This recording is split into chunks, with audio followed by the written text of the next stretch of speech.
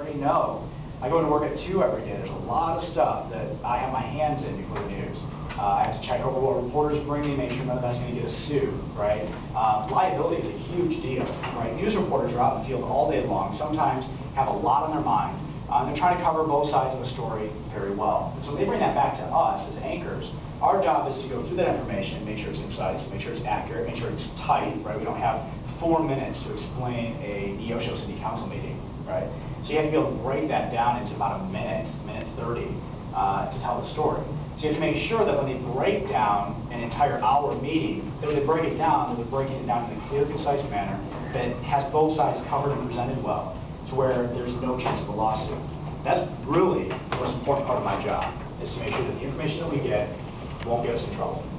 And so there are a lot of different positions to working in a TV station. So meteorologist, what does that mean?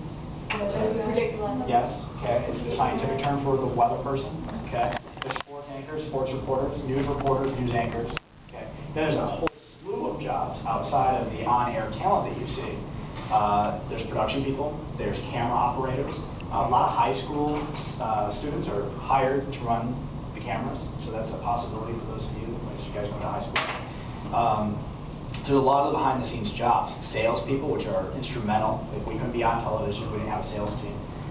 Upper management, your news director, assistant news director, general manager. So there's a lot of jobs in TV news. And the jobs are much different, right?